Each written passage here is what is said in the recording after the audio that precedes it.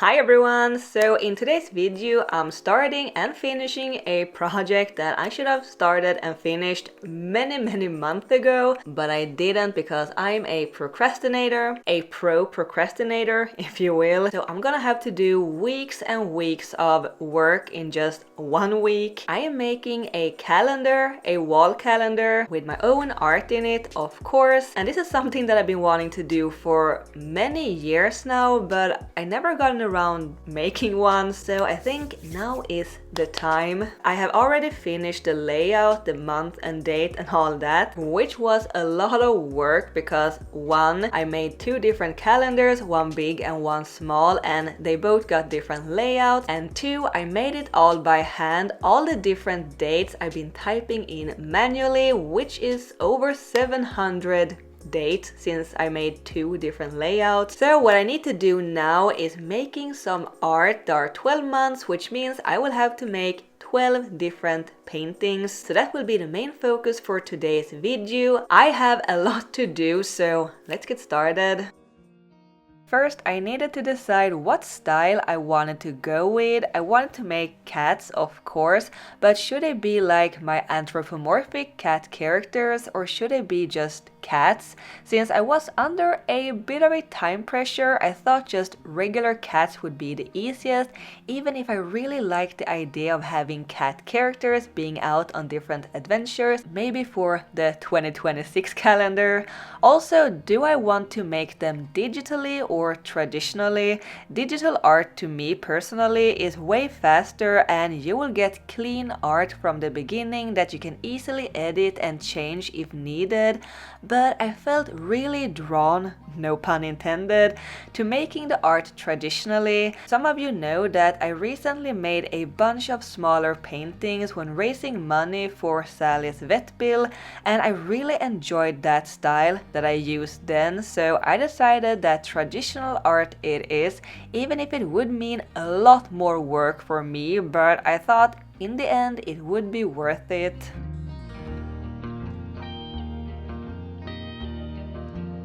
And if you would like to try different styles or art mediums, perhaps you can find inspiration from today's sponsor, Craftsy. Craftsy is an online community and resource where millions of crafters, makers and DIY enthusiasts find inspiration, advance their skills or learn new ones. Here you'll find more than 2,000 exciting classes in over 20 popular categories like knitting, woodworking, painting, drawing, photography, yoga, cooking, baking and so much more.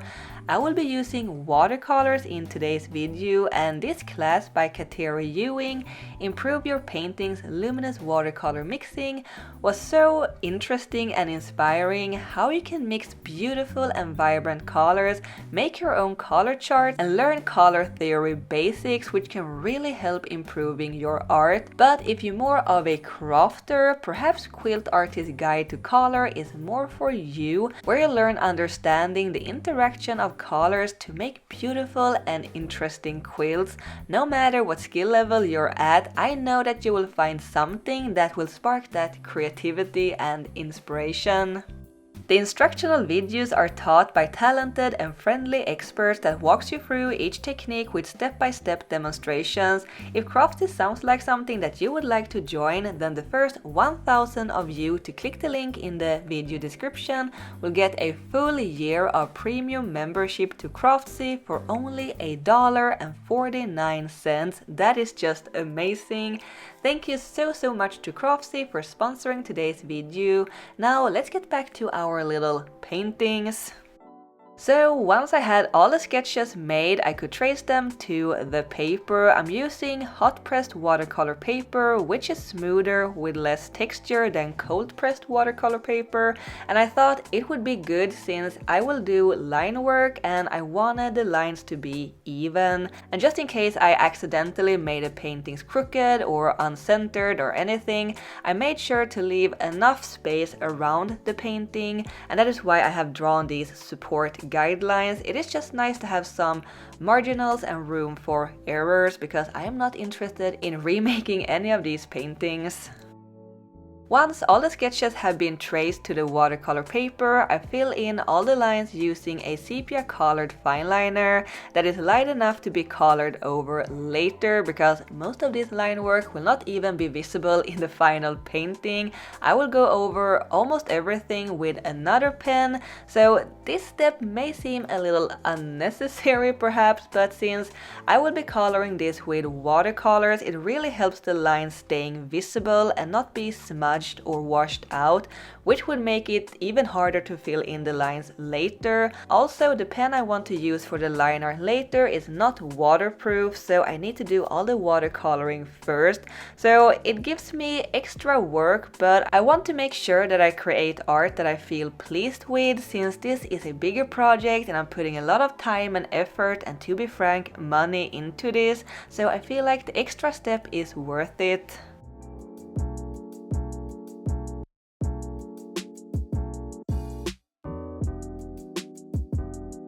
The line work is done for now, so let's get into the coloring, and I can talk a little more about my thought process of the art. I will share more specific thought about each painting when I go back later and add all the details.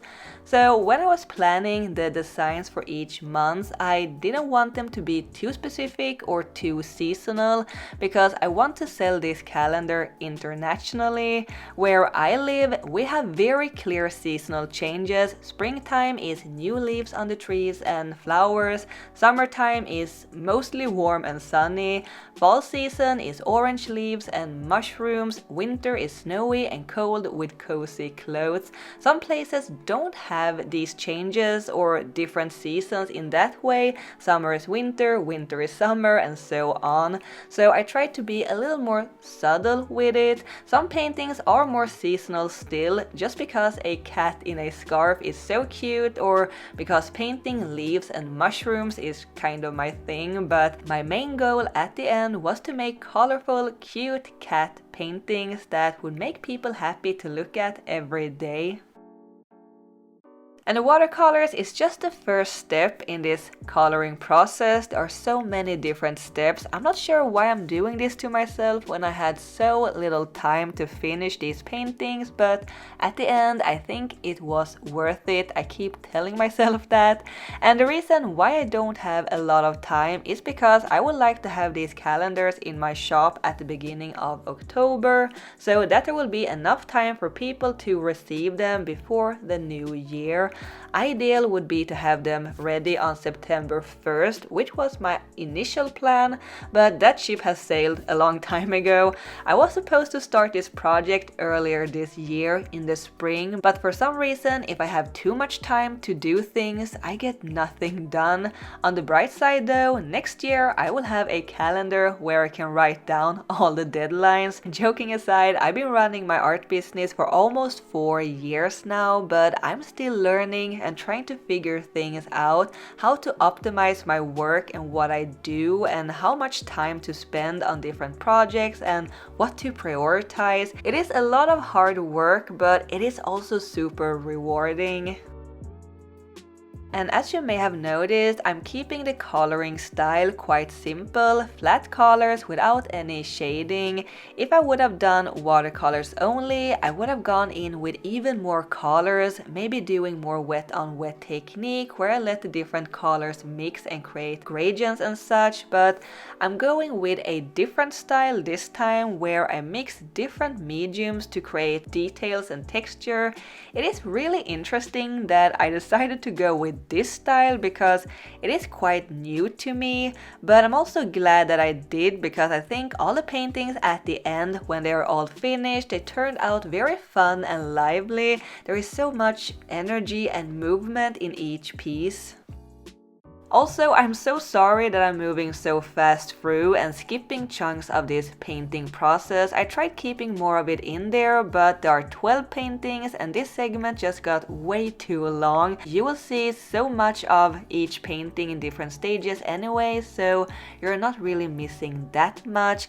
But if you would like to see the full process for all of these paintings, it will be available as a very long video over at my Patreon. I am currently in the stage of rearranging and planning new things for Patreon, so it is a bit under construction as it is right now, but if you would like to support me there and be a part of my little community, feel free to join. Link is in the description.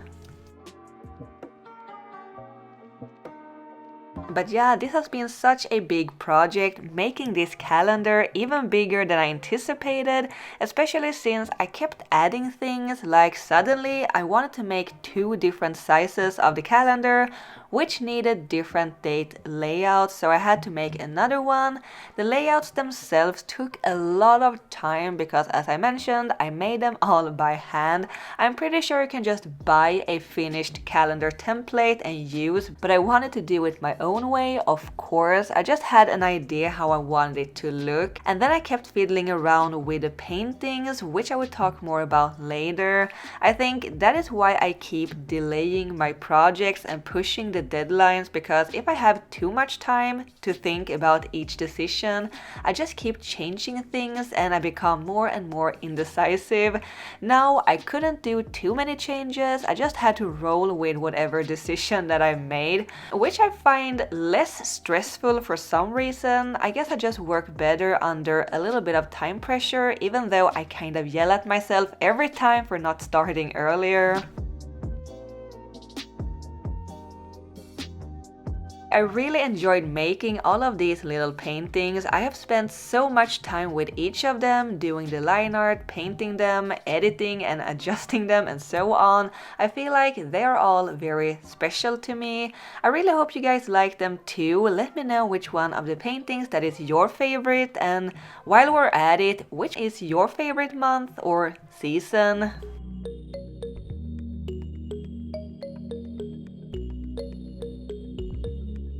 So when I'm done with the watercolors, I'm going back to the line art to thicken them and to make it more prominent and darken it. So I'm using the Pentel brush sign pens in dark brown and dark red, and you may recognize them from a previous scrawler box video, which is where I fell in love with them. I think using colored line work instead of pure black, even if these colors are still a little darker, I think it adds more life to the art. And sure, I could have just bought pens in similar colors that are actually waterproof, and I could have done the line art with them from the beginning, but sometimes I just like doing things in certain ways, and this is what I had available right now, so that is what I used.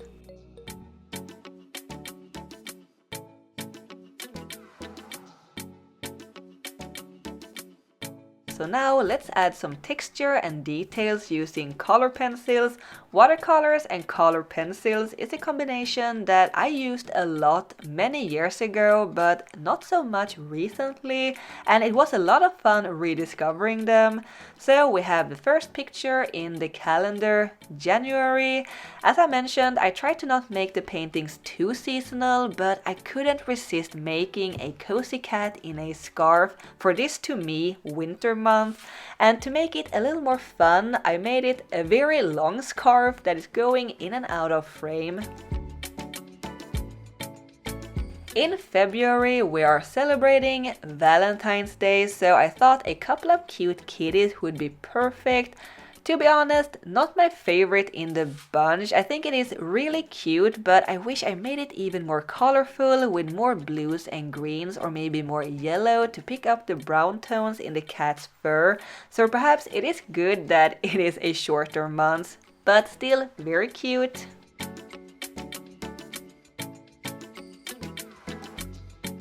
Then we have March, that is super colorful, and this one is one of the more non-seasonal pieces. I just want to make a fun, playful kitty with a lot of colors. As you may have noticed, I don't only use the color pencils to create this stylized fur texture and shading, but also to add these bursts of colors to the background. I think it adds so much movement to the art and I really like it. April, it is finally spring and the nature is starting to wake up again. This cat is of course eating the plants. What else? I'm adding pinks and blues to the cat's fur to make it even more colorful and stylized.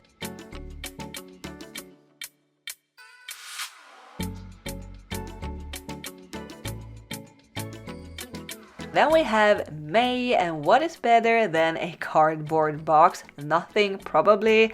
I first made this with one cat only, but it felt a little empty and lonely, so I added a small kitty too to share the box with a bigger one. And then I realized that May is when many countries are celebrating Mother's Day, so this could be a mama and her kitty.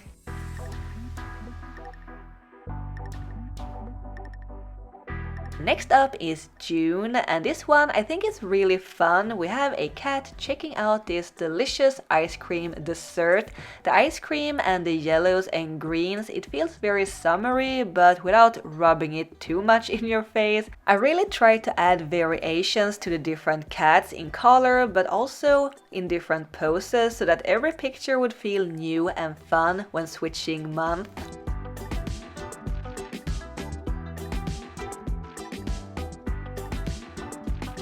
July, and speaking of new and fun, this may be the more plain one in the bunch, even though I think it is really cute.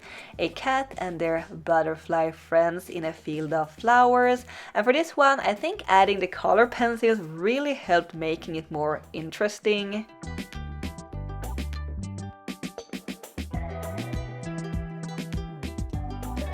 Next up is August, and we have a cat on a stack of books playing with a quill. To me, August is back to school, even if I realized that it may be September for other countries, but I thought the books would be a subtle hint to going back to studies, or it could just be a cute magical scene, whatever you want.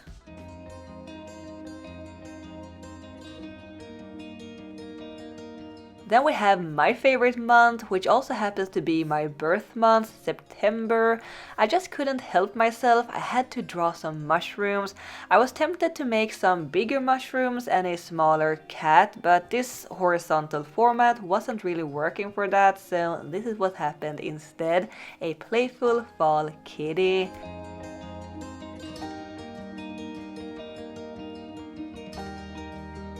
Next up is spooky month, October. I just couldn't resist making some kitties sitting in pumpkins. It was bound to happen. I regret a little making both September and October very orange based since they are right next to each other, but they still feel very different. In my experience, November is a very grey and dark month, often very rainy, so I want to brighten it up a bit with a colorful umbrella. Also for this piece, I think the color pencil texture made a lot for the painting. It went from very flat to more 3D and alive. Even the rain looks colorful.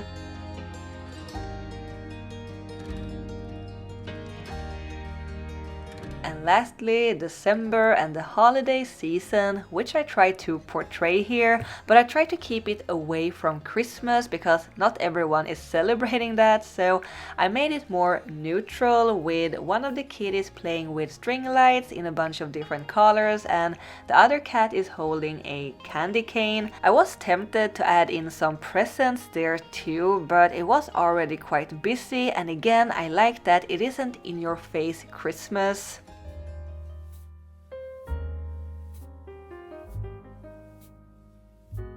So they are all done for now, so I scan them to my computer and here I can clean up any dust particles, or if I made any mistakes I can edit it out.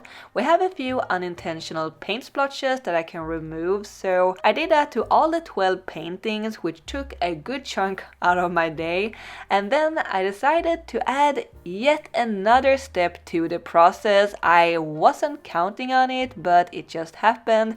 I felt like there was something missing in the art. I wanted to add some extra highlights and darken some of the line work, which I tried doing just using color pencils, but without the result that I was hoping for, and I didn't want to add gel pen to the art, so I simply just opened up the paintings in Procreate on my iPad, and with a pencil textured brush I could add all the highlights that I wanted and darken the line work in certain areas without risking ruining the original art.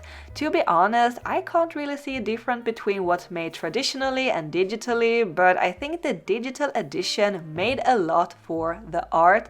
I have never tried this specific technique before, and I'm so excited to explore it some more for future work. So now, finally, the 12 pieces are done and I'm happy with all of them, so it's time to add them into the calendar. I had all the files ready and prepared and I could just mount all the images. I also adjusted all the colors to match the art so that every month will have its own unique color. It was so much fun to finally see the product being more and more complete, and I'm starting to get an idea what the final product will actually look like. And we also need a front page, so I used the artsy cat from the month of March and I duplicated and moved around some of the paint splotches to fill up the whole page. I think it looks really colorful and inviting. As you are watching this, when this video is released, I still don't have the real calendars in my hands, but I put together a prototype using a hole puncher and spirals recycled from other calendars, so you will get an idea of what it will look like.